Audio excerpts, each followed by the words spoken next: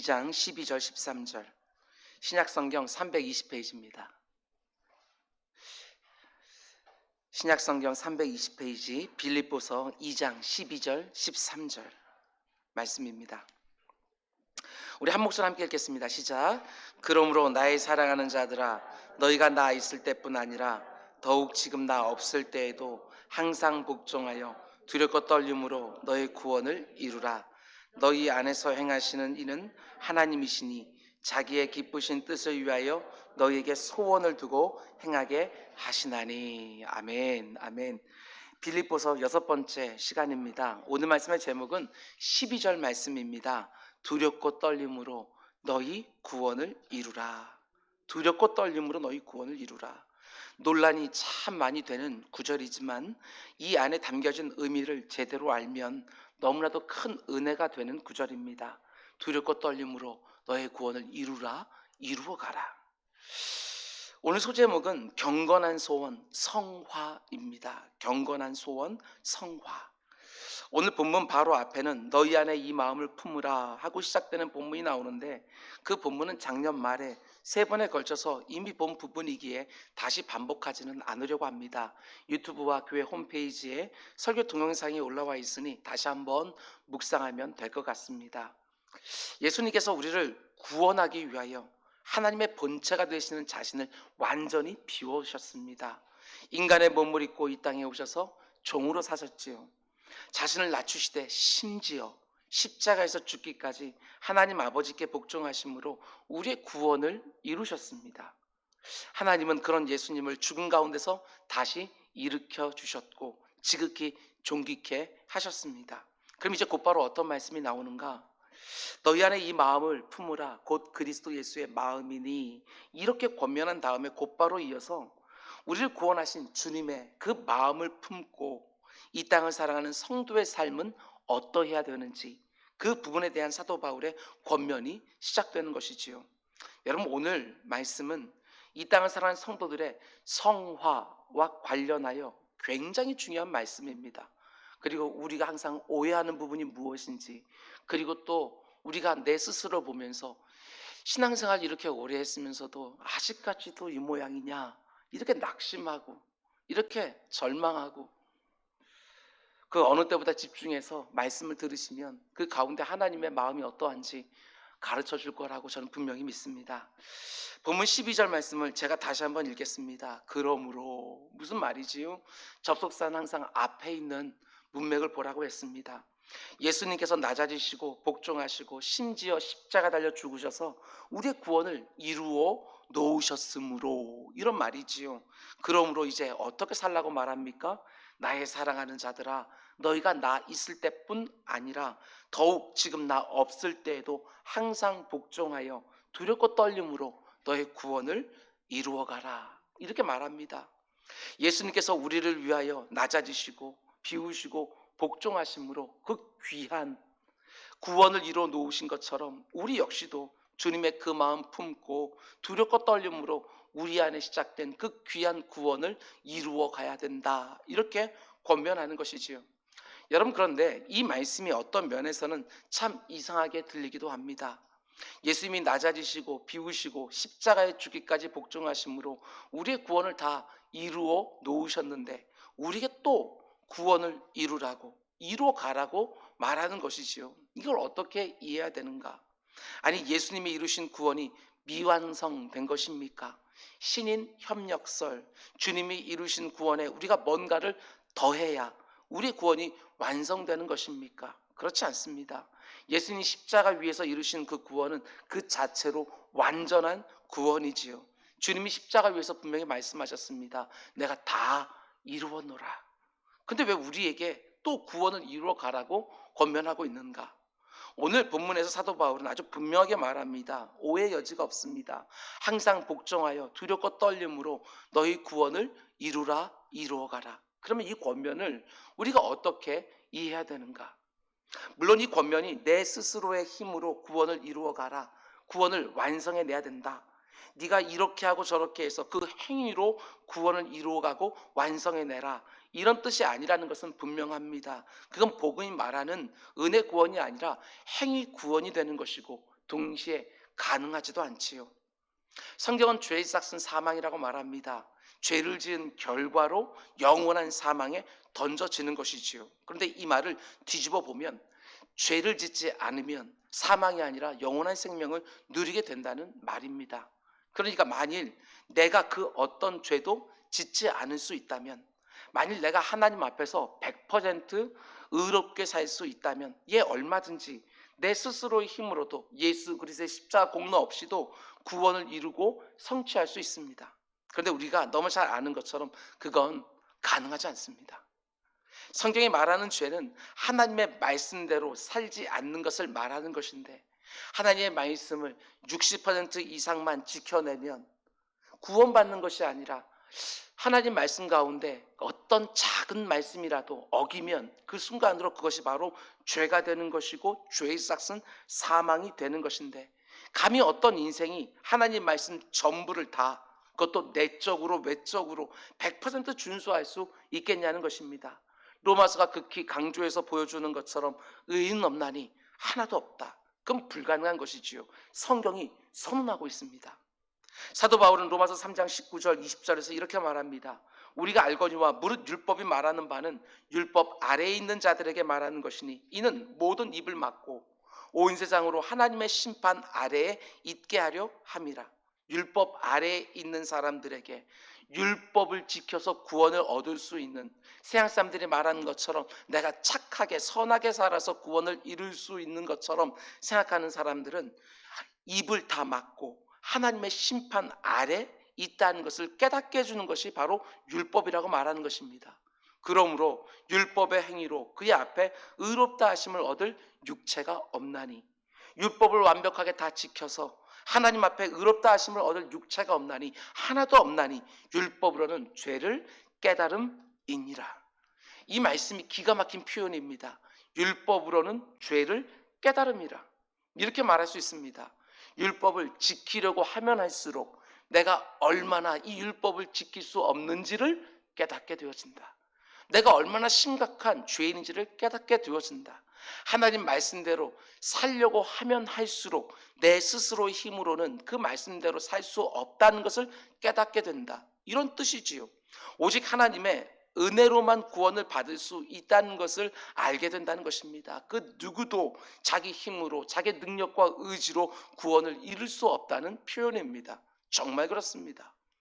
여러분 가운데 누구든지 지금까지 신앙생활을 해오면서 하나님 말씀대로 살려고 한 번이라도 결심을 해본 적이 있는 분이라면 말씀대로 사는 것이 얼마나 힘든 것인지, 얼마나 내가 원하는 대로 안 되는지 잘 아실 거라고 저는 생각을 합니다. 물론 우리 가운데 이렇게 생각하는 분들이 있을지도 모르겠습니다. 내가 마음을 안 먹어서 그렇지, 내가 마음만 먹으면 니네들보다도 훨씬 더 신앙생활 잘할 수 있노라고. 그런데 한번 마음 먹어 보십시오. 그게 되는가? 이내 깨닫게 될 것입니다. 아, 말씀대로 사는 것이 이렇게 힘이 드는구나. 단 한 번이라도 굳게 결심하고 내 의지를 총동원하여 성경 말씀대로 살아보려고 했던 사람이라면 성경 말씀을 100%다 지켜서 그 행위로 구원받는다는 말은 절대로 가능하지 않다는 것을 깨닫게 되지요. 그렇게 말하는 사람이 있다고 하는 그건 거짓말입니다. 율법 구원, 행위 구원, 이건 가능하지 않습니다. 사람의 노력으로, 사람의 의지로 성경 말씀을 다 지켜낸 그 행위로 구원을 얻는 것은 불가능한 일이지요. 우리가 흔히 말하는 것처럼 털어서 먼지 안 나오는 사람은 단 하나도 없다. 그렇지요. 가장 기본 중에 기본, 최소한 이 정도는 지키며 살아가야 된다라고 말하는 이 세상의 법만 가지고도 털면 먼지가 막 쏟아지는데, 살인하고 간음하고 도적질하고 거짓 증거하고 겉으로 드러난 행위만 가지고 유죄를 판결하는, 겉으로 드러난 행위만 가지고 유죄를 판결하는 이 세상의 법만 가지고도 털면 먼지들이 막 쏟아져 나오는 인생들인데, 겉으로 드러난 행위가 아니라 마음으로 짓는 죄까지 감찰하시는 하나님이 마음에 미움만 품어도 살인이라고, 마음에 음욕만 품어도 그거 간음이라고, 마음에 탐심만 품어도 그거 도둑질이라고 말씀하신 하나님이 자신의 거룩함으로 우리를 털기 시작하면 그 앞에서 1절 깨끗함으로 죄 없다라고 말할 사람이 과연 단 한 사람이라도 있겠나? 그래서 로마서 3장 23절 말씀은 분명하게 선언합니다. 모든 사람이 죄를 범하였음에 하나님의 영광에 이르지 못하게 되었다. 스스로 힘으로는 안 된다고, 죄 가운데 있는 인생들은 절대로 그렇게 할 수 없노라고 선언하는 것이지요.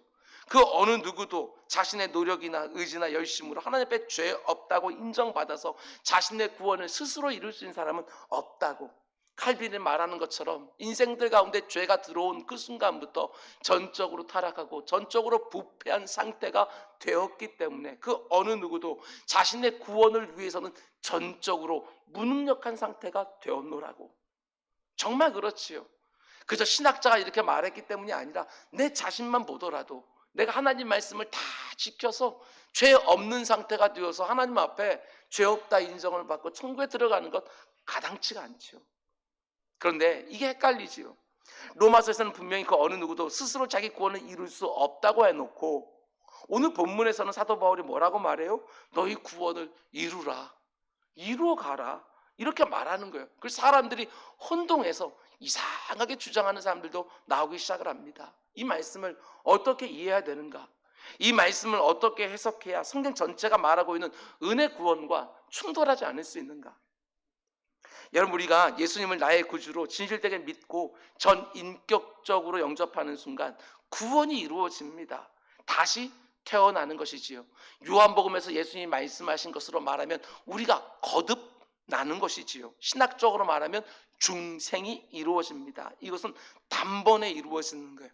예수 그리스도가 내 안에 구주로 들어오는 그 순간 중생, 우리 신분이 바뀌어요. 우리는 천국 백성이 되어지는 것입니다. 그리고 이때 이루어진 우리의 구원은 결코 취소되거나 중간에 없어질 수 없는 완전한 구원이 우리에게 이루어지는 것입니다. 그러나 중요한 것은 여러분 표현 하나하나를 잘 보셔야 됩니다. 이 구원은 완전한 구원이지만 완성된 구원은 절대로 아닙니다. 구원이 가져다주는 모든 영광스러운 거 여러분 다 누리고 있습니까? 그렇지 않습니다. 우리는 구원 속에 담겨져 있는 그 영광의 아주 지극히 일부분만을 누리고 있을 뿐이지요. 한꺼번에 다 누릴 수 있도록 한꺼번에 우리에게 다 안겨주신 것이 아니라는 것입니다. 그 구원의 영광이 우리 안에서 막 시작된 것일 뿐입니다. 제가 자주 말씀드리는 것처럼 우리가 중생하는 그 순간 우리는 이미와 아직의 긴장관계 속으로 들어가는 것입니다. 완전한 구원이 이미 이루어졌지만 아직 완성된 구원은 아닙니다. 다시 말씀드립니다. 완전한 구원, 결코 취소될 수 없는 구원이 내 안에 이미 이루어졌지만 아직 완성된 구원은 아닙니다. 그래서 이 가운데 갈등이 늘 있는 것이지요. 내 안에 두 마음이 계속해서 있어요. 사도 바울이 로마서 7장에 고백하는 것처럼 내가 성령의 법에 따라서 이렇게 저렇게 살고 싶은데 늘 내 악한 육신의 욕망의 법이 나를 사로잡아서 엉뚱한 곳으로 끌어가는 그 모든 그 절망스러운 낙심적인 상황. 그래서 오라 누가 나를 이 사망의 몸에서 건져내랴 하고 탄식할 수밖에 없는, 이게 성경책에 나오는 그냥 얘기가 아니라 우리가 경험하고 있는 거 아니겠어요? 분명히 구원받은 것은 분명히 확신이 있고 믿음도 있는데 내 삶 가운데 속에서 늘 엉터리 같은 거 입으로도 툭툭 나오고 생각으로 툭툭 나오고 마음으로도 손발로도 계속 쏟아지는 거 우리 보게 되어져요. 예, 그렇습니다. 완전한 구원은 이미 시작되었지만 아직까지 완성된 구원은 아닌 것이지요. 그럼 우리는 언제 구원이 완성되어집니까? 다른 거 아닙니다. 내 코에서 호흡이 멈추는 순간, 내가 이 사망의 육신을 벗는 그 순간, 혹은 우리 주님께서 이 땅에 다시 오셔서 우리 가운데 속에 우리의 육신에 있는 모든 그 형질을 우리 주님 부활했을 때 그 모습으로 완전히 바꿔놓는 그 순간에 더 이상 육신의 정욕에 이끌리지 아니하고 더 이상 이 뼛속까지 담겨져 있는 깃들여져 있는 이 죄된 욕망이 나를 주장하지 못하는 그 상태가 되어지면 우리는 구원 속에 담겨져 있는 모든 영광들을 다 경험하게 되어지는 완성을 경험하게 되어지는 거예요. 구원의 완성을 가리켜 신학적으로는 영화라고 말합니다. 우리의 육신을 가지고 있을 때는 영화를 누리는 게 아니에요. 그 영화를 향해서 가는 것이지요. 구원이 시작되는 지점이 있고 구원이 완성되어지는 영화의 시점이 있습니까? 중생부터 영화의 시점, 그 사이를 가리켜서 우리는 뭐라고 말하지요? 그걸 가리켜 성화의 과정이라고 말하는 거예요. 성화. 우리는 성화를 이루어가는 거예요. 나같이 이런 엉터리 안에 예수 그리스도 닮은 모습들이 점점 배어져 나오는 그 과정, 디모데서에서 말하고 있는 것처럼 예수 그리스도의 장성한 분량까지 자라가는 그 과정, 그 중에 있는 것이 바로 성화이지요. 그 성화 가운데 속에 끊임없는 대가지불과 싸움과 어려움과 상처투성이, 낙심, 근심들이 그 가운데 있게 되어지는 거예요. 그 과정 속에 있는 사람에게 오늘 본문 12절은 주어지고 있어요. 너희 구원을 이루어가라. 명심해야 될 것이 무엇이냐면 이미 구원받은 사람들, 이미 중생한 사람들에게 구원을 이루어가라 이렇게 말하고 있다는 사실이에요. 예수 그리스도 영접해서 네 구원을 이루라 이런 의미가 아니고 이미 예수 그리스도 영접해서 살아가고 있는 성도들에게 구원을 이루어가라, 완성해가라 이런 뜻이지요. 지금 이 말씀을 듣고 있는 빌립보 교회 성도들 어떤 사람들입니까? 이미 거듭난 사람들, 중생한 사람들이에요. 이미 예수 그리스도를 믿는 사람입니다. 거기에다가 무려 12년 동안이나 지금까지 바울과 함께 복음을 위해서 동역했던 신실한 성도들이에요. 그런데 그들에게 너희 선한 행위로 율법을 다 지켜서 구원을 이루어라 이렇게 권면할 일은 만무한 것이지요. 스스로의 노력과 의지와 열심으로 구원을 이뤄내라고 말하는 것이 아니라 잘 들으시기 바랍니다. 여기서 말하는 이 구원을 이루라는 이 말은 이미 너희가 받은 구원, 이미 예수 그리스도의 십자가 공로로 너희 안에 시작된 그 귀한 구원을 어떻게 하라고? 너희가 살아가는 삶의 모든 자리에서 구체적으로 드러나도록, 실제적으로 경험되도록, 누려지도록 적용시키면서 맛보고 살아가라 이런 말을 하는 거예요. 다시 말하게 되었으면 구원을 이루라 이 말을 다르게 바꾸면 성화를 이루어가라. 성화를 이루어가라. 주님 닮은 모습들을 네 삶에서 너 자신도 경험할 수 있도록, 너만이 아니라 네 주변에 있는 사람들도 네가 구원받았다는 것을 확실히 알지는 못하겠지만 그래도 많이 변해놓으라고, 그 열매들을 실제로 맺으면서 드러내며 너도 누리고 다른 사람도 누리게 하면서 살아가라 이 말인 거예요. 여러분, 때가 되게 되면 구원이 완성되어지는 영광스러운 때가 분명히 옵니다. 때가 되면 성화의 과정에서 영화의 단계로 쑥 들어가는 순간이 분명히 오게 될 것입니다. 그때가 되면 이런 권면은 더 이상 필요가 없는 거예요. 구원을 이루어가라, 성화를 이루어가라. 왜? 영화의 단계로 이미 들어갔으니까 성화를 이루어가라는 이 말 표현이 필요가 없는 거예요. 그때가 되어지면 구원 속에 담겨져 있는 모든 영광이 다 눈에 확연하게 드러나게 될 것이고 다 경험하게 될 것이고 마음껏 누릴 수 있는 상태가 될 테니까 성화를 이루라는 말은 그때는 필요 없어요. 이 땅에서 육신의 몸을 입고 있을 때만 이것은 필요한 것만인 거예요. 성화를 이루어가라. 그러나 그때가 되기 전까지는, 우리 안에 시작된 그 구원이 완성되기 전까지 그 사이에 있는 성화의 과정에서는 우리 안에 시작된 그 귀한 구원이 얼마나 영광스러운 것인지를, 얼마나 능력 있는 것인 것을, 얼마나 사람들을 바꿔놓고 복되게 하는 것인지를 우리가 살아가는 모든 삶의 자리에서 점점점 더 많이 드러내며 살아가라는 거예요. 그게 바로 구원을 이루어가라 이 권면의 의미라는 것입니다. 정확하게 말하게 되었으면 성화를 이루어가라 이런 말이죠. 근데 문제가 무엇입니까? 이 성화의 과정이 결코 녹록지가 않습니다. 우리 이미 다 경험해본 것처럼 매번 실패해요. 매번. 정말 많은 수고도 필요하고 많은 대가지불도 필요한 게 이 성화의 과정이지요. 우리가 예수 그리스도를 나의 구주로 영접하고 진실하게 신앙생활을 하기 시작하게 되었으면 정말 많은 부분에서 의미 있는 변화들이 일어나는 것을 보게 되어집니다. 신분적인 변화나 내적인 변화는 말할 것도 없고 눈에 보이는 변화도 있습니다. 무엇보다도요, 우리 가치관이 바뀌어요. 가치관, 가치의 전복이 일어난다고요. 예수 믿기 전에 내가 중요하게 생각했던 것들을 다른 관점으로 보기 시작하게 되어지는 거예요. 가치관이 변해요. 근데 가치관이 변하게 되었으면 내 인생을 향한 목표도 바뀌어지는 것을 보게 되어집니다. 예수 믿기 전에는 돈을 좀 많이 좀 벌어서 좀 안전하게 사는 거, 높은 자리에 올라가서 그래도 우대받고 사는 거, 그래도 저 사람 괜찮게 사네 이런 사람들의 평판 가운데 사는 것이 인생의 목표였지만 전에 중요하던 것이요, 이제는 그렇게 중요하지가 않아요. 가치관이 바뀌었고 목표가 바뀌었기 때문에 그렇습니다. 우리가 앞으로 3장에서 보게 되겠지만 주님을 영화롭게 하는 거, 이것이 내 인생의 목표가 되고 나머지 모든 것들은 그 목표를 이루기 위한 도구들이 되는 거예요. 도구들. 전에는 목표였는데 그게 이제 도구가 되어져요. 공부, 학교, 직장, 결혼 등등 재물, 지위, 실력, 이 모든 것들이 다 하나님을 영화롭게 하는 도구의 자리로 내려가는 것. 내 인생의 목표가 바뀌니까 모든 가치도 바뀌게 되어지고 내 모든 가치가 바뀌게 되어지니까 내 인생의 목표도 바뀌면서 이전에 내가 소중하게 생각했던 것이 더 이상 소중하지 않는 것이 되어지지요. 사도 바울이 빌립보서도 3장에 고백하는 것처럼 내가 이전에 소중하게 여기던 모든 것을 배설물처럼 버린다고. 가치가 바뀌는 거예요. 인생의 목표 뭐가 바뀌게 되었습니까? 내가 예수 그리스도 안에서 발견되어지는 것. 그게 내 인생의 가장 큰 소망이라고.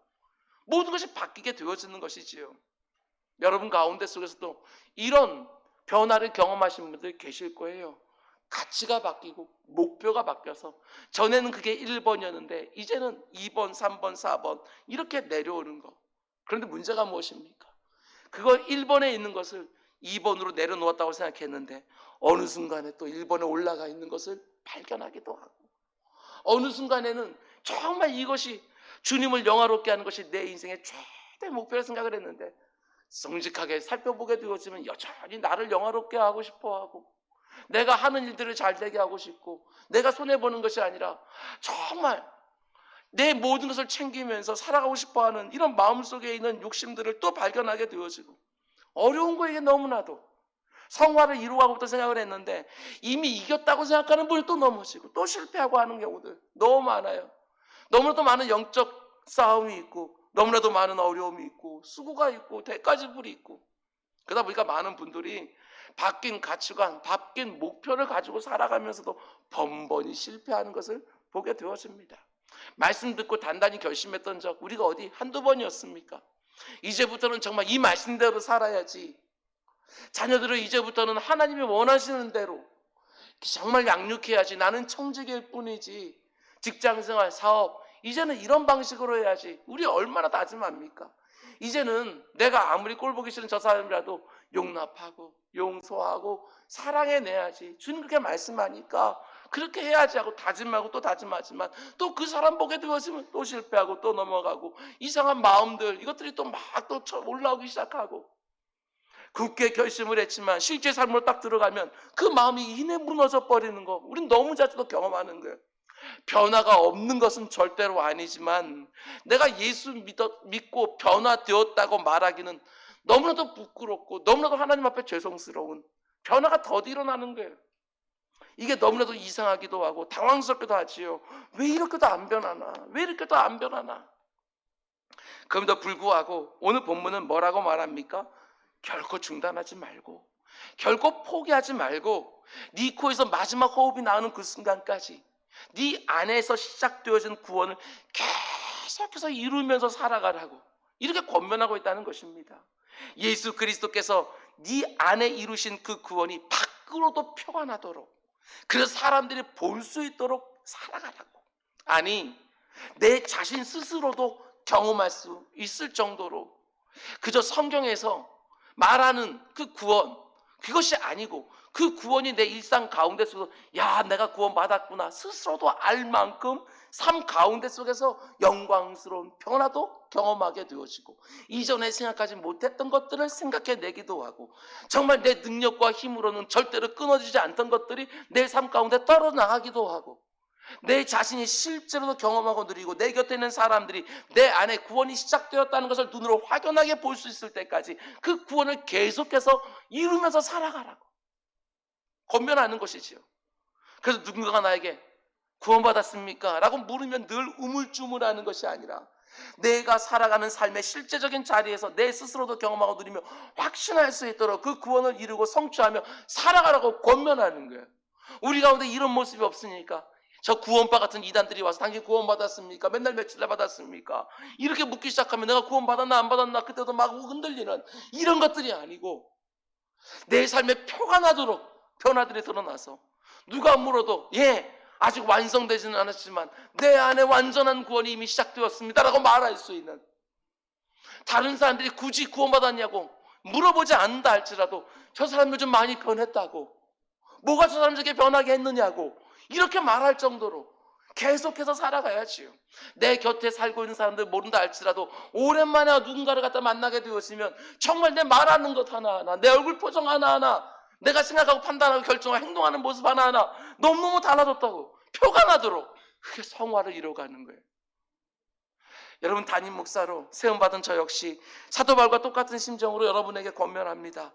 내가 구원받았다고 하는 그 사실이 그저 말로만이 아니라, 성경 속에만 써있는 것들이 아니라, 그저 아멘 아멘 하면 되는 것이 아니라 내 곁에 있는 사람들에게 분명히 드러나도록, 내 사랑하는 주님이 내 안에 이루어진 구원을 아주 단호하게 아멘 하면서 확신할 수 있도록, 내 스스로도 그 구원을 경험하고 맛보고 누릴 수 있도록 구원을 계속해서 이루면서, 성화를 계속해서 이루면서 살아가는 우리 모두가 될 수 있기를 주님의 이름으로 축원을 드립니다. 여러분, 그런데 오늘 본문을 보면 우리가 이 귀한 구원을 이뤄가는 태도가 어떻게 된다고 말합니까? 이것도 귀합니다. 사도 바울은 이렇게 말하지요. 두렵고 떨림으로 너희 구원을 이루어가라. 성경에 나오는 표현 하나하나 그 적절하게 그 안에 들어가 있고 수식하고 있는 모습 보면 막 그냥 닭살이 돋을 정도로, 소름이 끼칠 정도로 아주 기가 막힙니다. 여기서 말하는 두렵고 떨림으로 하는 표현은 어떤 태도를 말하는 것이지요? 이 표현은 우리에게 익숙한 표현을 말하면 이렇게 말할 수 있습니다. 하나님을 경외함으로, 하나님을 경외함으로 구원을 이루어가라. 경외라는 말의 뜻이 무엇이지요? 두 가지 면을 갖고 있다고 했습니다. 두려움과 사랑, 두 가지. 너무나도 사랑하기에, 내가 너무나도 사랑하는 그 부분을 조금이라도 실망시키지 않기 위해서 두려워하는 것, 이게 바로 경외예요. 경외. 나를 위해 이 모든 구원 역사를 주관하신 하나님을 너무나도 사랑하기에, 만세전부터 작정하신 그 구원을 내게 적용시켜 주신 그 하나님을 너무나 사랑하기에 함부로 구원을 취급하지 않습니다. 내 대신 십자가 위에서 자기의 생명으로 피값을 치르면서까지 나를 구원해 주신 예수 그리스도를 너무나 사랑하기에 그분이 내 안에서 이루신 그 귀한 구원을 함부로 다루는 것을 지극히 두려워하는 거예요. 이게 바로 경외예요. 경건한 두려움, 두렵고 떨림으로 라는 표현이지요. 내가 그 구원을, 내가 성화를 제대로 이루어가지 않으면 그 구원을 도로 빼앗길까 봐 두려워하는 말이 아니에요. 하나님의 구원은 절대로 취소되는 구원이 아닌 거거든요.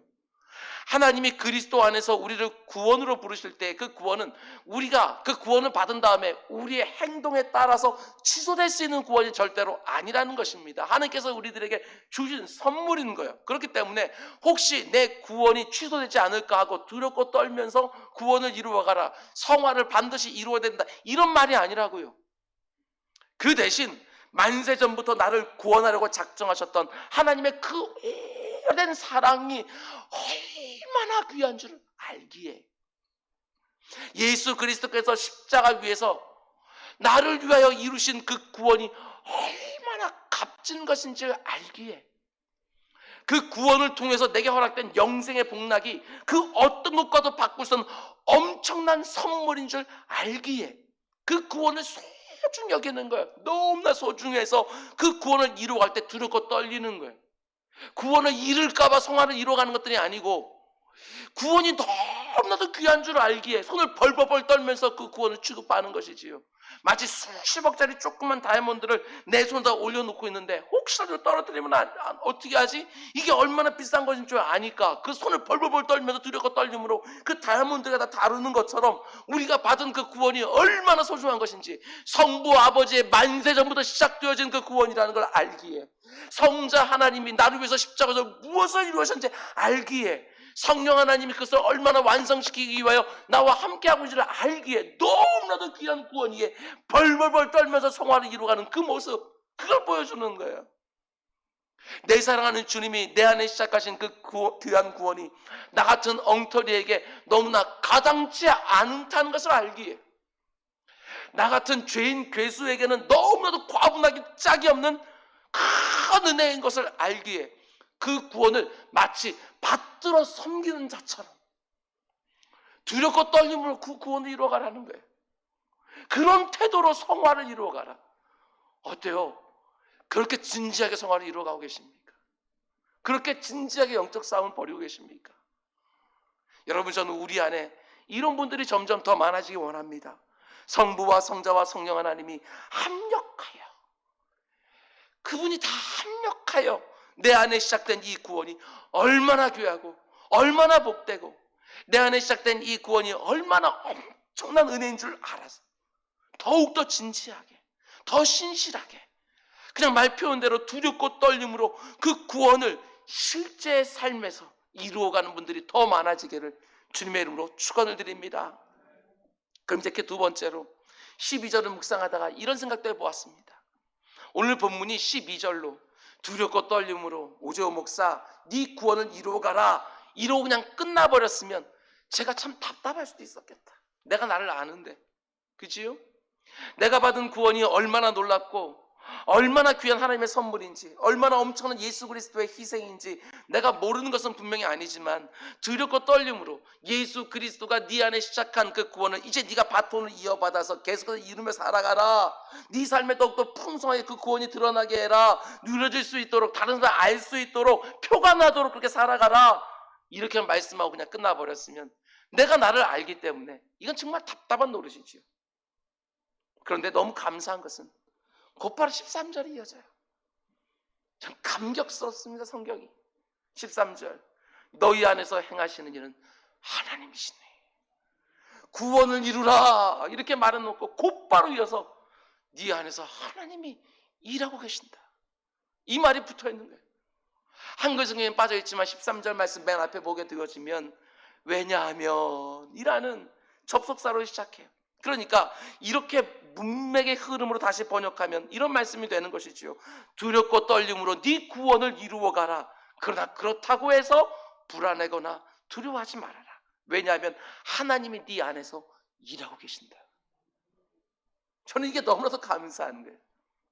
생각해 보셔요. 하나님께서 그리스도 안에서 우리에게 시작하신 그 구원을 우리 같은 사람들에게 삶의 표가 나도록, 드러나도록 이루어가라고 말씀하시는 거예요. 이렇게 변화도 더디고 이렇게 손과 발이 잘 안 따라주는 우리들에게 그 일을 이루어가라고 말씀하시는 거예요.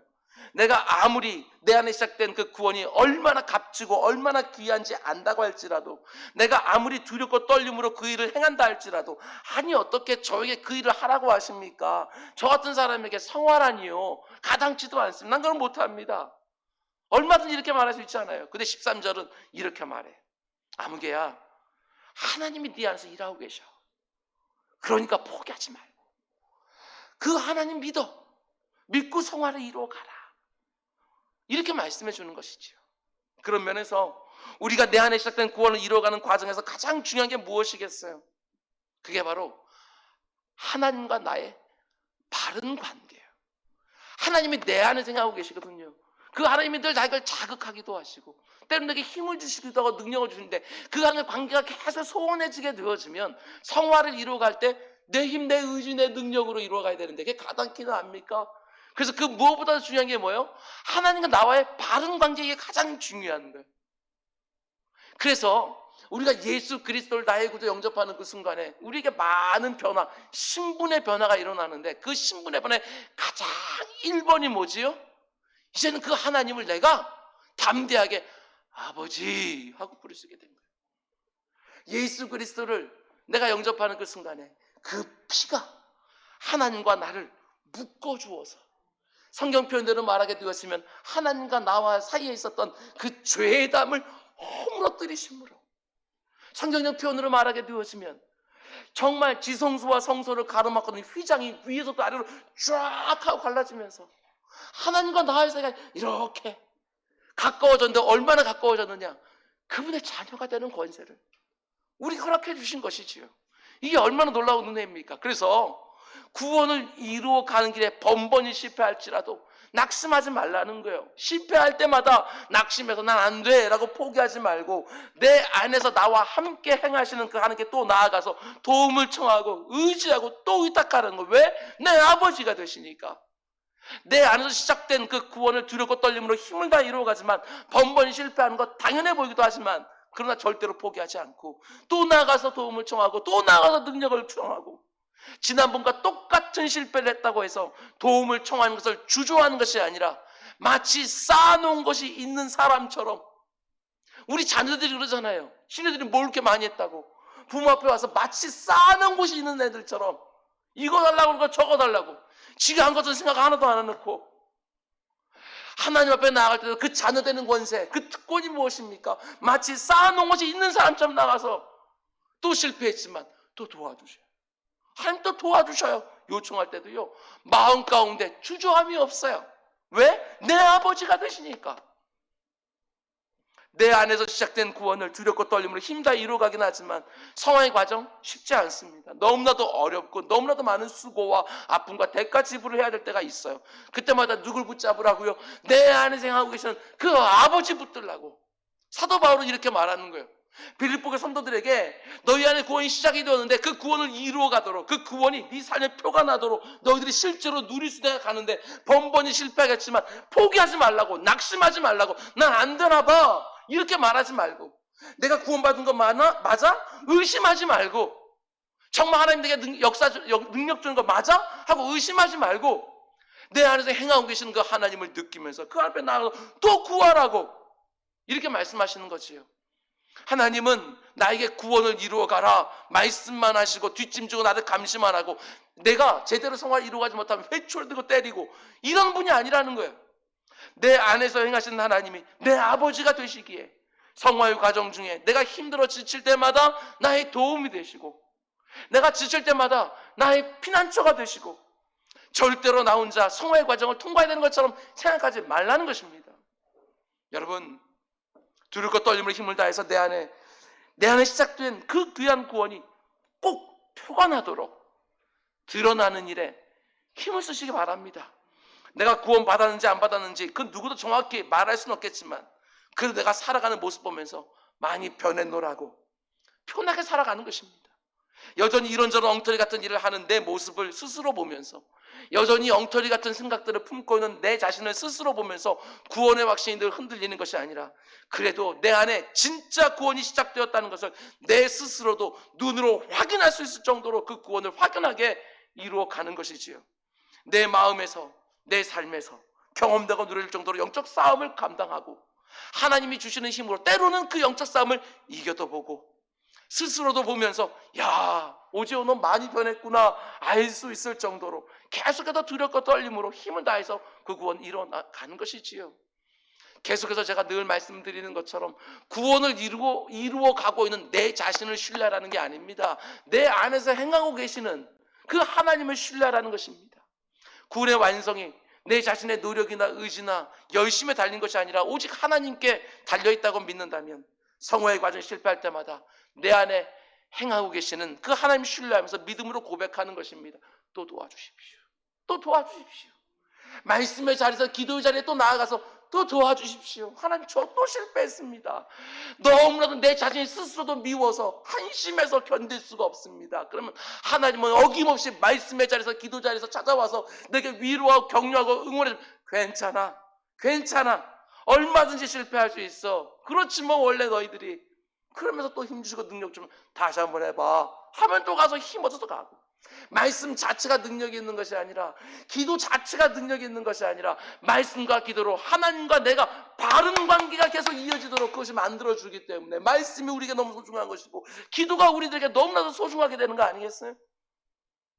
내 안에 생하시는 하나님이 내가 두렵고 떨림으로 힘을 다해서 구원을 이루어갈 때 내게 필요한 모든 것들을 공급해 줄 믿고 결코 지치거나 낙심하거나 포기하거나 스스로 혐오하지 마시고 이 정도밖에 안 되나 하면서 좌절하지 마시고 끝까지 성화를 이루어가는 우리 모두가 되기를 주님의 이름으로 축원드립니다.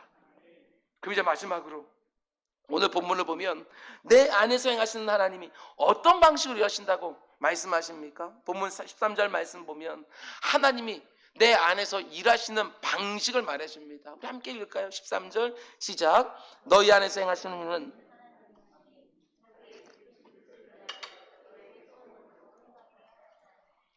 저는 너무나도 이런 말씀들이 하나하나가 감격스럽습니다. 감격. 하나님이 우리를 향한 기쁘신 뜻을 가지고 우리 안에서 행하시는데 어떤 방식으로 행하신다고 말합니까? 하나님 안에 있는 나를 향한 그 기쁘신 뜻을 나의 소원이 되게 하는 방식으로. 이루 가신대. 하나님이 내게 이루려고 하시는 하나님의 그 선하신 뜻을 나도 나의 소원으로 삼고 이 땅을 살아가게 하는 방식으로 하나님의 뜻을 이루어 가신대요. 우리가 자주 부르는 복음성가 가사처럼 하나님의 꿈이 나의 비전이 되고, 하나님의 꿈인데 그게 나의 꿈이 되게 하신 거예요. 내가 알든지 모르든지 정말 하나님께서 내 안에 가진 계획 있잖아요. 내게 생명을 줄 때 가진 계획, 그 어느 순간에 내가 그것을 비전, 나의 사명으로 그걸 품고 살아가고 있는 거예요. 근데 이것이 어느 한순간에 특별한 경험을 통해서 이게 내 사명이구나 깨닫는 순간도 있지만 내가 그걸 좋아해요. 내가 애당초부터 그걸 원했던 거예요. 그런데 그것이 바로 하나님이 내 인생에 대해서 가지고 계시는 계획인 거예요. 이런 방식으로 하나님께서 내 인생을 이끌어 가신다는 거예요. 이게 얼마나 은혜가 되는지 몰라요. 하나님이 우리 안에 어떤 방식으로 일하시느냐, 소원을 주신다고 말합니다. 소원. 하나님이 기뻐하시는 뜻을 나도 소원하도록 역사하신대요. 하나님이 이것도 보여주시고 저것도 경험하고, 이야, 내가 정말 이게 내 꿈이야 하고 내가 꿈을 찾은 것처럼 생각을 했는데 아니지요. 하나님이 이렇게 보여주신 거예요. 나를 끌고 가서 거기다 세워놓으시는 거예요. 그걸 경험하게 하시는 거예요. 그래서 하나님의 그 선하신 뜻이 나의 소원이 되게끔 하게 한 것이죠. 억지로 이를 물고서 이거 내가 진짜 원하지 않는 것인데 하나님 내가 하라고 하니까 억지로 하고, 이런 게 아니라 처음에는 억지로 시작했다 할지라도 그게 얼마나 값진 것을 알기에 하나님이 그래서 나를 이거 하라고 하셨구나 이렇게 알게 되어지는, 그래서 나도 그걸 소원하게 되어지고 이루어가게 하는 거. 하나님이 나를 구원해 놓고 이렇게 미련하고 어리석은 나를 구원해 놓으시고 내가 너 구원하기 위해서 얼마나 값진 대가 치르는 줄 아냐. 내 아들까지 십자가 못 박았어. 그러니 너 잔말하지 말고 너 내가 원하는 대로 살아. 여기 있다 내 뜻 던져주고, 이게 아니라는 거예요. 하나님은 우리에게 자신의 뜻을 강제하지 않아요. 이게 우리가 기독교가 가지고 있는 기가 막힌 복음이지요. 하나님은 내가 얼마나 미련한지를 다 아셔요. 내가 얼마나 의지가 박약한지도 아셔요. 그런데도 나에게 자신의 뜻을 보여주시고 알게 해주셔요. 그리고는 충분히 나의 소원이 될 때까지 기다려주셔요. 이게 은혜가 돼요. 눈물겨울 정도로 은혜가 돼요. 묵상하면 묵상할수록 나를 향한 하나님의 뜻을 나도 즐거워하고 나도 하나님과 같이 소원할 때까지 충분히 기다려주셔요. 이게 감격이지요. 나를 향한 하나님의 뜻을 이루라고 강요하는 것이 아니라 구속에 몰아넣고 이거 안 하면 너 죽어? 라고 말할 수 있는 권리가 얼마든지 있는 창조주가 되시고 온 우주 만물의 주관자가 되시는 그 하나님이면서도 내가 그걸 소원할 때까지 충분히 기다려주신다는 거, 저는 이게 너무나도 감격스럽고 감사해요. 예수 믿는 것도 마찬가지 아니에요? 그저 이 시간부로 2021년 2월달 초순경에 온 모든 세계에 있는 사람들은 다 나 믿어, 예수 그리스도 다 영접해, 안 그러면 다 심판이야, 이렇게 말씀하지 않으시고 온 인류 중에서 단 한 사람도 멸망에 빠지지 않고 다 구원하기를 원하시는 그 하나이시지만 충분히 자신의 의지로 결단하여 하나님의 나오기를 기다리시지요. 여러분, 그런데 내가 하나님의 뜻을 소원할 때까지 충분히 기다려주신다면 이런 생각이 들어요. 하나님 날 보면서 얼마나 속 터지실까, 얼마나 속 터질까. 그런데도 이렇게 미련하고 이렇게 고집스럽고 안 움직이는 나를 하나님이 단 한 부분도 쥐어짜지 않으신다는 거예요. 내가 좀처럼 움직이지 않아도 구석에 몰아넣고 빨리 안 움직여 다그치지 않는다는 거예요. 하나님은 내가 진심으로 자신의 뜻에 동의할 때까지, 내가 정말 원해서 그것을 선택할 때까지, 아니 나의 간절한 기대와 소원으로 삼을 때까지 충분히 기다리셔요. 내 인격의 작은 부분도 쥐어짜지 않으시고 강요하거나 억제하거나 윽박지르지 않으시고 내가 의지적으로 자원하여 하나님의 뜻을 선택하여 소원으로 삼고 이루어가기를 너무나도 원하시지요. 그게 진짜거든요. 그런데 무엇이 나를 향한 하나님의 뜻이에요? 오늘 본문에서는 분명히 말합니다. 두렵고 떨림으로 내가 네 안에 시작한 구원을 이루어가라. 여러분과 제가 자기 아들 예수 그리스도를 쏙 빼닮은 모습이 되어지는 거, 성화가 하나님의 기뻐진 뜻인 거예요. 디모데서에서 말하는 것처럼 정말 우리가 예수 그리스도의 장성한 분량까지 자라나는 거, 하나님은 그걸 너무나도 보기를 원하는 거예요.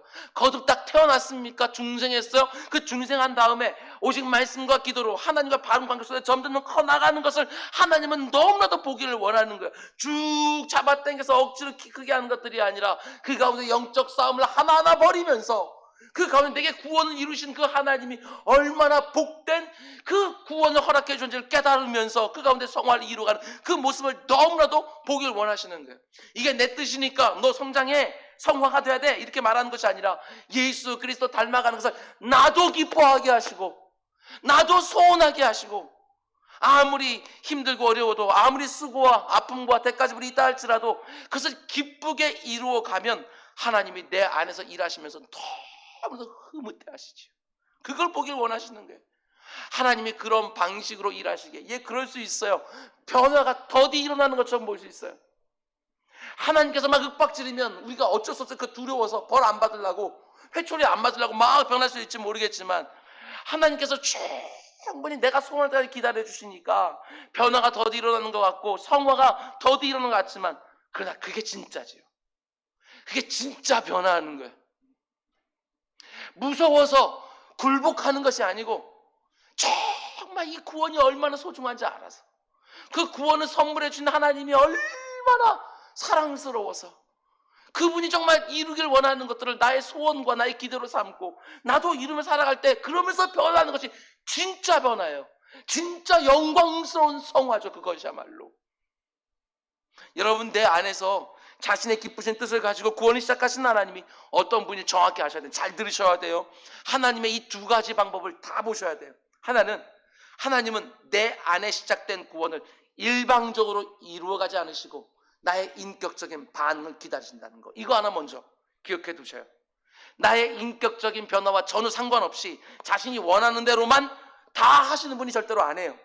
내가 내 인생에 대한 주권을 분명히 가지고 계시지만 내가 원하든 원치 않든 자신이 원하는 것을 일방적으로 척척척 이루어 가시는 분이 절대로 아니고, 내 인격적으로 반응하여 내가 소원하여 그것을 이루기를 원하시는 하나님의 그것을 분명히 알고 계시고요. 또 한 가지, 두 번째는 뭐냐면, 하나님이 내 인격을 이렇게 존중해 주시긴 하지만 내가 원하든 원치 않든 하나님은 자신의 뜻을 다 이뤄내셔요. 이건 신비해요. 굉장히 신비해요. 내 인격적인 반응을 하나님께서 충분히 존중해 주시고 기다려 주시고 나와 인격과 인격이 마주치면서 그 가운데 속에 성화가 이루어지길 원하지만 하나님은 내 안에서 행하시면서 성화에 실패하지 않으셔요. 이게 신비하지 않습니까? 성화에 절대로 실패하지 않아요. 하나님이 주권적으로 모든 과정을 통제하시면서 이끌어 가셔요. 합력하여 선을 이루어내셔요. 반드시 내게 이루려고 하는 성화의 모든 과정을 완벽하게 이루어내서 저와 여러분 같은 엉터리도 영화의 과정으로 쑥쑥하게 집어넣으시지요. 이 두 가지가 온전히 다 서 있어야 성경적인 성화가 온전히 이루어지는 거예요. 나의 인격적인 반응도 조금도 무시되지 아니하고 하나님의 작정하신 뜻도 정확하게 이루어지는 거, 이게 신비한 거예요. 너무나 신비하기 때문에 우리의 성화가 그만큼 영광스러운 것이고, 맨 처음에 우리 인간을 창조할 때도 마찬가지 아니었습니까? 하나님께서는요, 아담과 하와를 만들어 놓고 하나님 기계적으로 내가 시킨 대로 다 해 하고 강제하신 것이 아니라 이게 자유의지를 주신 거예요. 우리가 저 엉터리한 자유의지를 주셨어요. 왜? 실패할지 알면서도 왜 자유의지 주셨어요? 자유의지로 사랑하는 것만 진짜 사랑이니까. 우리가 자유의지를 주시고 자원하여 자발적으로 즐거움으로 하나님이 얼마나 내 복된 은혜를 베풀어 주는지 알므로 그 하나님을 기쁘게 하시려고 하는 그 한 가지만 가지고 동산 중앙에 있는 선악과를 따먹지 않기라는 기대했던 것입니다. 자유의지로 나를 계산하기를 원했던 거예요. 예수 믿는 것도 마찬가지예요. 성경을 보게 되면 분명히 구원은 선물이에요. 분명히 하나님이 일방적으로 이루는 주권적인 역사 구원이라고요. 그런데 성경을 보면 또 다른 쪽에 뭐라고 말해요? 우리가 믿어서 구원받았대요. 그 믿음도 선물이라고 말하거든요. 내가 믿고 싶은 믿는 것이 아니라 내 안에 믿음 주신 분도 하나님이셔. 하나님 다 하셨어요. 처음부터 끝까지 전부 다. 만세 전부터 내 구원을 작정하셨고 내 인생 어느 한순간에 나를 찾아오신 분도 그분이시고 내가 뭐 찾지 않으셨어요. 내게 믿음 주신 분도 그분이시고 고백하고 시인하게 하신 분도 그분이셔요. 다 하나님 다 하셨는데 성경을 보게 되어지면 야, 네가 나를 믿었구나. 신비하죠. 나의 인격적인 반응도 정확히 서 있고 하나님의 주권적인 역사도 정확히 서 있고 이 두 가지가 신비하게 다 서 있어서 우리가 완벽한 구원을 이루어내시는 것이고 너무나 영광스러운 성화를 이루어내는 거예요. 저는 이게 너무나 기가 막힌 거예요. 인간의 머리에서 이런 구원의 방식을 누가 생각해낼 수 있어요? 그런데 너무나도 안타깝게도 우리 이 귀한 성화를 오해하시는 분들이 너무나도 많이 있어요. 오늘날 많은 성도들이 성화를 이렇게 생각하기도 합니다. 하나님을 내가 잘 믿고 하나님께 모든 걸 다 맡기면 하나님이 다 알아서 하신다. 성화도 맞는 말처럼 들리지만 그렇지 않습니다. 하나님은 여러분과 저의 인격적인 반응을 손톱만큼도 무시하지 않으셔요.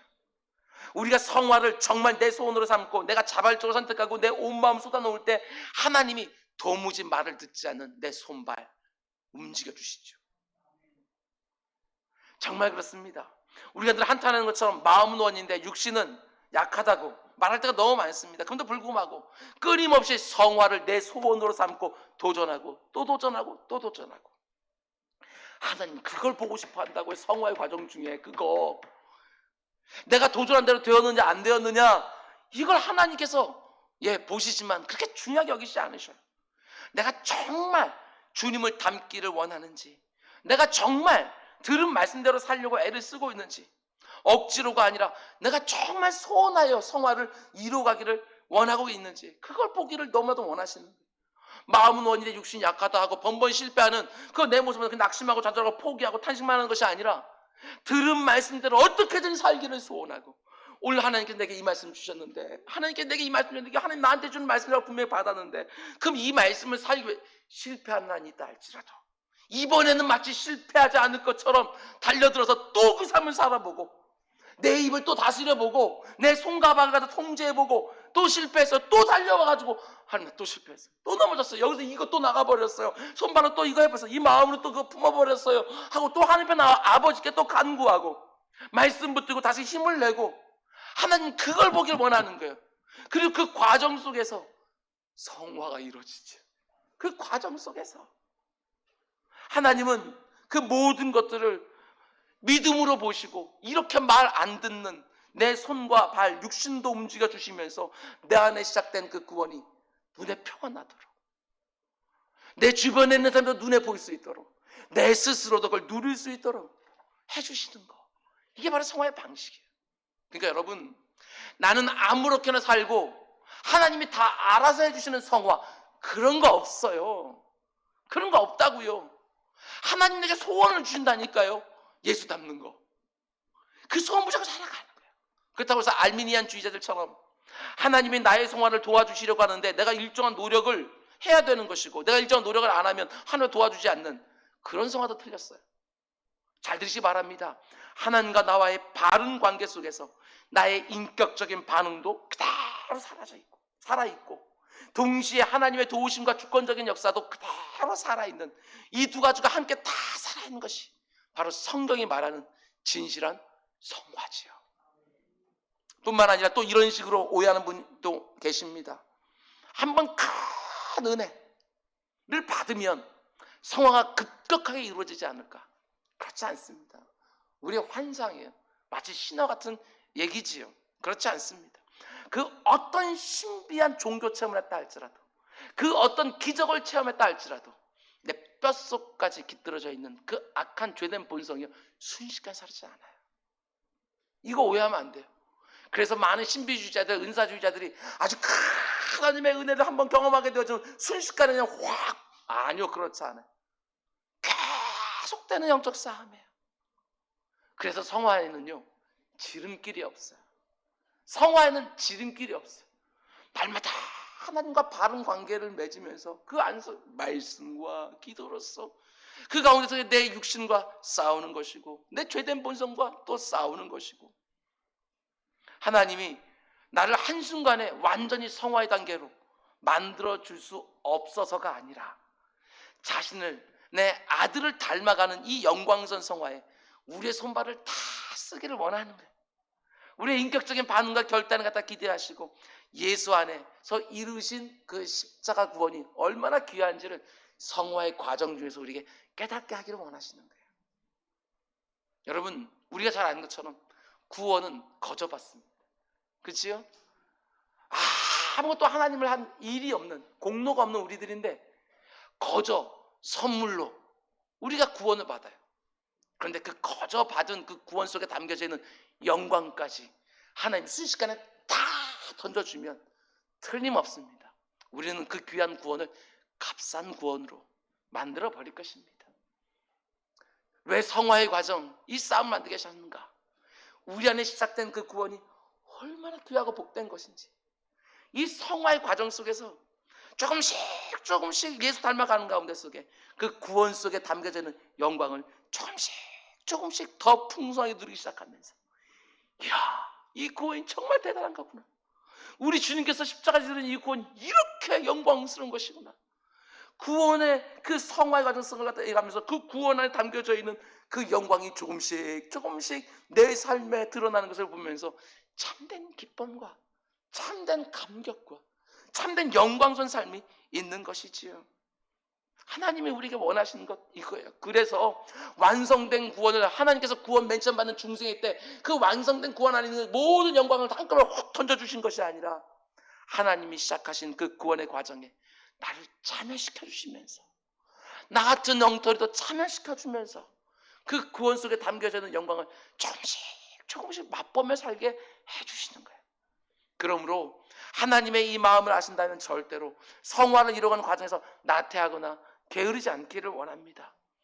그러나 내가 이루어가고 있는 싸움들을 멈추는 것들이 아니라 하나님의 주권을 갖다 온전히 인정을 하면서 실패할 때도 결코 거기에 주저앉지 않기를 바랍니다. 그러다 보면 나도 인지하지 못하는 사이에 하나님이 역사를 이루시면서 내 안에 신실하고 진실한 변화들을 이루어내시는 것이지요. 성화가 우리가 얼마나 중요한지 모릅니다. 성화의 과정 중에 이룰 수 있는 복락들이 굉장히 많은데, 내가 얼마나 악한 죄인지를 성화의 과정 속에서 깨닫게 됩니다. 경거망동, 교만하지 않게 되어져요. 빌립보 4장에서 보겠지만, 제가 너무 좋아하는 빌립보 4장 8절 말씀, 무엇에든지 옳고 무엇에든지 선하고 무엇이 정결하고 무엇이 사랑받을 만하고 무엇이 칭찬받을 만하고, 그렇게 우리 보러 살래요. 어떻게 그렇게 할 수 있습니까? 그렇게 하면 할수록, 그렇게 원하면 원할수록 성화의 과정 속에 내가 그렇게 할 수 없다는 죄인이라는 걸 깨닫게 되어지고 하나님의 은혜를 더 간절히 구하게 되어져요. 그러면서 하나님과 더 바른 관계를 맺어가는 것이지요. 그 가운데 속에 내가 받은 이 구원이 얼마나 복된 것인지를 깨닫게 되어지는 것이지요. 그래서 저는 이렇게 말하고 싶습니다. 성화는 지난한 영적 싸움이 아니라 이것이야말로 우리가 받은 복음의 꽃이다. 저는 그렇게 말해요. 꽃이다. 영적 싸움을 하고 있는, 지금 매일같이 갈등하고 있는 이 자체가 우리가 받은 복음의 꽃이다. 저는 이렇게 말하고 싶습니다. 말씀했습니다. 우리 안에 시작된 구원을 이루어가는 성화는 절대로 쉬운 과정이 아닙니다. 아픔이 분명히 있지요. 그러나 두렵고 떨리는 마음으로 힘을 다해서 그 구원을 받들어 모시는 사람인 것처럼, 아니 오직 하나님을 기쁘시게 하기 싶어서 최선을 다해 성화를 이루어가는 성도의 삶에 참된 기쁨이 임합니다. 성화의 과정을 통해서 내가 거저받은 그 구원이 그냥 거저가 아니라 예수 그리스도의 핏값으로 거저두지 않으시면 도무지 받을 수 없는 값비싼 구원이었다는 걸 우리는 깨닫게 되는 것이고, 하나님이 그리스도 안에 시작하신 그 구원이 실제로 경험되고 맛보았을 때마다 우리는 더욱더 감격하며 감사함의 땅을 살게 될 것입니다. 내가 아무리 여러 번 실패한다 할지라도, 넘어진다 할지라도 내 안에서 역사하시는 그 하나님의 응원과 격려와 공급하시는 힘을 경험하면서 틀림없습니다. 이 세상을 거슬러가는 성화의 삶을 살아가는 성도들은 경건의 능력이 뭔지를 압니다. 경건의 능력이 뭔지 알아요. 단지 디모데서 나오는 것처럼 육체의 연습은 조금만 네 육신에 잠깐 크고 그냥 유익하지만, 네 경건은 범사 유익하다는 말이 그냥 인생 활자된 것이 아니라 성화를 이루어가는 성도들에게는 경건의 능력이 얼마나 황홀한 능력인지를 알게 되는 것이지요. 이 세상이 결코 줄 수 없는 진짜 기쁨과 진짜 감격을 누리게 되는 것이고, 성화 속에 담겨져 있는 기쁨과 감격이 뭔지를 경험하고 누려야지만 이 세상을 성도답게 삽니다. 성화의 과정 속에서 그 기쁨을 알아야, 그 감격을 알아야, 조금씩 조금씩 더 구원 안에 담겨져 있는 그 영광을 누리며 살 줄 알아야 성도답게 더 살아갑니다. 이 세상에서 욕만 먹고 살아가는 그리스도인들이 아니라 그런 성도들이 이 세상에 점점 더 많아져야 이 세상이 우리 안에서 소망을 보게 되어집니다. 다시 한번 권면합니다. 여러분 한 분 한 분 결코 무관심하지 마시고, 결코 중단하거나 포기하지 마시고, 두렵고 떨림으로 내 안에 시작된 구원을 꼭 이루어 가시기 바랍니다. 실패하신다 할지라도 내 안에서 하나님이 역사하고 일하고 계신다고 분명히 믿고, 성화의 과정을 끊임없이 걸어가면서 내 안에 주님 닮은 모습이 툭툭 드러나고 경험되고 누려지는 진짜 기쁨, 진짜 감격과 진짜 영광 누리며 살아가는 우리 모두가 되기를 주님의 이름으로 축원드립니다. 기도하겠습니다. 사랑의 주님, 여전히 엉터리처럼 보이는 내 모습 발견합니다. 그러나 빛 대신 주님께로 점점점 더 가까이 가면 갈수록 내 안에 감추어 있던 모든 죄들이 더욱더 다 튀어나와서 고통스럽기도 하지만, 때로는 정말 마음은 원이지만 육신이 연약해서 이리 흔들리고 저리 넘어지기도 하지만, 그러나 하나님께서 이렇게 주님 닮아가기를 원하는, 사모하는 나를 결코 실패하지 아니하고 영화의 단계로 넣으실 것을 분명히 믿고 살아가는 우리 모두에게 하나님 큰 은혜 허락하여 주옵소서. 실패를 두려워하지 않게 하시고 오늘도 말씀 붙들고 기도의 자리에서 능력받아서 일상에서 승리하는 우리 모두가 되게 하여 주옵소서. 이 모든 말씀 예수님의 이름으로 기도드렸습니다. 아멘. 우리 말씀 생각하면